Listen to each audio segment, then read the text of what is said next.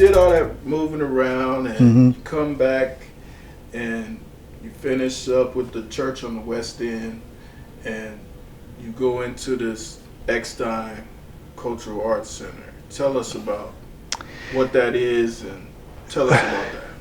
Well, it's kind of complicated, and I can probably talk about it to a point because it's still going on. It's a real movement now, and but I came back. Actually, I came back to Cincinnati because I was going to do a mural for Princeton High School while I was in Holland. When I was in Michigan, the superintendent, I talked to the superintendent, and the school they had just finished the school. But the problem was that he and I had talked about it. I said, well, you guys have done all that, but you haven't done anything to leverage the past. I mean, of all these alumni who were part of this. Now you built this whole thing, and now you've torn down the old school, and you got alumni who don't connect anymore. So how do we, and so he got it. So he asked me, what do you suggest? So I said, well, we can do, he said, well, we got this 40-foot by 20-foot wall in Viking Village. Can you do a mural there? And so I was like, yeah. So he said, well, drop some ideas. And then I came down on a weekend and showed him the ideas. It was called Past, Present, Future. And it was a mural that started like sort of with sepia tones. It's going to go full color, and then it's going to, on this side, it was going to be digital, sort of like the future. So it was all over it, man. So he said, well, look, we'll bring you down. Tell us what we need to do, and we want you here. So I told them. They got me this place where I could do all the work. It was like really big, nice place to do all the preliminary work and everything. So, and they were paying me during this whole time. 6 months in, I got the preliminary done. So now I have to go and present it to the board. The Board of Education they were finally seeing it. So, so I showed it to them, and so they said, well, everybody they applauded, but there were some people who wanted changes. You know, they said, well, we changed this and changed that. And then they said, well, we don't like the fact that the Viking has a sword, give him a flag, and, things like that. So I'm thinking, that's why y'all getting beat by Lakota and stuff, because that's what I'm thinking. So I was like, the real Viking, y'all need the real Viking back. I don't know who this guy is. But, so, after they were making all these changes, I looked at my contract and I said, well, we're done with this. So I told them in the meeting, I said, well, they made all these changes. So I said, well, that's fine. I said, I can make all those changes, but we needed to write an addendum to the contract because that's done. I fulfilled that contract. So they said, well, no, you need to make these changes. You need to do this, and this. I said, whoa, you guys. I said, now, you guys just finished paying multi-million dollars to get a building fixed. Now, you decide you want to add some rooms on to the school after they're finished with the building. You're going to have to come back and pay the contractor. I said, now, you guys might see me as an artist. I'm not just an artist. I'm a businessman. I work through contracts. So here's what, you all want to make all these changes? I said, if you just want to lose these changes, I can go ahead and do this, make the changes while I'm doing the actual final draft, but they insisted. So pushed back and forth, and they didn't want to pay for the changes that they want to make. So the mural didn't happen. So and so people were pissed off. They were mad at me. They were this and that. I said, you guys are the ones who suffer from this. I said, think about it. Now, we're doing this mural, 20, 30, 40 by 20 foot mural in Viking Village. You come in there, that's the first thing you see. We're going to do limited prints of it, sell the prints for $50, $100 a shot. We were going to raise $150,000 just on prints to connect the alumni. This was geared towards the alumni who you all left out of this whole process and everything. but they couldn't see it because it got personal, you know. So it really hurt my feelings because I'm an alumni. Like I'm an alumni. Mr. Shands, who was a black man who was my art teacher, who was an incredible, he's a great athlete, you know, he was an architect, he was an artist, he was, Mr. Shands, I mean, he wanted to inspire me, like to know I can do this because of him and that. But I just said, I just shook my head and said, I can't believe. But then again, I saw some things that made me realize that this is about race.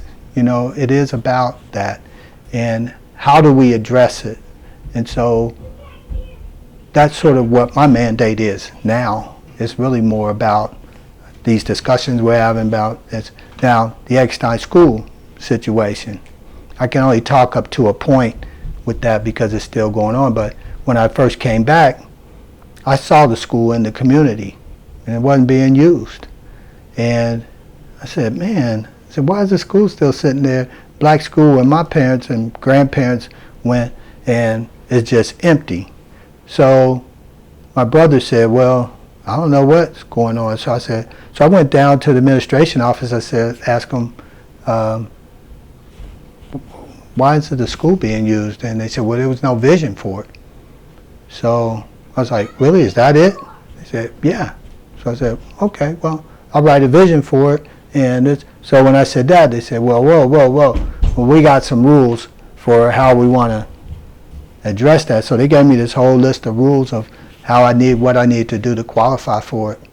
So over 4 years, 3.5 years, almost 4 years, I went through that process of doing that, did the history, did the background on it, got it pre-registered for the National Register, the National Park Service in Washington, and all of that. And I was supposed to get the building for $1. They didn't expect me to make it through the process. And so I did. And we got to the end of the process and they changed the game, right? We were negotiating the $1 deal. They flipped it over to a bid. I won the first bid, but then they said, okay, we're going to change it, the bid. We're not going to require all this stuff. It's just going to be money. So my board was frustrated, man. They was mad and stuff, and they couldn't understand why I wasn't so mad. And I said, guys, I said, you got to stay to the end. You can't get frustrated and get off with it and lose sight of what it is you're really trying to do. So they finally got to the point where the next bid, I went ahead and bid, but the lady who bid on it, her and I were friends. She owned property in Glendale, and she was going to let me use one of her buildings in the transition of the 2 years it was going to take to renovate the building, turn it to an art center, multi-purpose building and stuff. So she said, well, I'll bid on it. And she said, if I get it, we'll partner. I said, okay. She said, you have the plan, I have no plan. So I said, okay. So she got the bid, and she called me the next day. We were supposed to have coffee, and she didn't show. And it wasn't like her, so I called her and I said, hey, what's going on? She said, well, I changed my mind. I don't think I'm gonna be able to go through with partnering with you. So I was like, okay. So I didn't know what was gonna happen. But then 2 months later, I hear this guy over the Rhine got the building. Over the Rhine, an architect, not a builder, not a person with money or any of that sort of stuff. And so, so he's had the building for 2 years, done nothing with it. The building, it's a wonderful building if you ever see it, if you ever drive through there. And so in December, I went to the council and I said, you guys, I said, this is really embarrassing. Plus Channel 9's doing a story, they're getting ready to do another story because this is so ridiculous that, but they've been covering it because they see what's really going on. So I said, well, so finally she says, I go to council and they say, well, I told him it's over in 2 years, and he's not done anything with it. So now they put pressure on him. He has to get it. He's putting it up for sale, and he's saying he's not having people bid on it. Meantime, there was one person in the village who had bid on it. She was black, and he ignored it. So now you'll see it. It's about to bubble up. August the 2nd, it's going to be on. You're going to see it on TV. It's going to be media. It's going to be a media thing, because it's how racism is. The thing that I'm learning, there's the biggest part of this interview is that as a people, we got to wake up to the fact that there's a new narrative being written. Our stuff has been written off. All of not just the buildings and things like that are being torn down all over the city and all these places and everything, but all of our contributions. So that's why I wrote the book.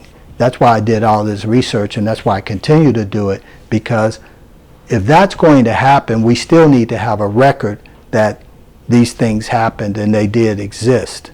So I'm figuring the only way to do that, some of us got to keep writing. We got to document. We got to make this available. Go ahead and do what you're doing, but we're going to write it, and we're going to be there, and we're going to have it, and these kids can read about it, or whoever can, and we'll have a better understanding of what's going on. So it's but because of the position I'm in right now, I can't really talk a whole lot about that, other than to say, stay tuned, because it's getting ready. It's getting ready when people get to see, okay, this is what happens when you have to stand up for something, and the sacrifices that you have to make to stand for right, to stand for what's justice.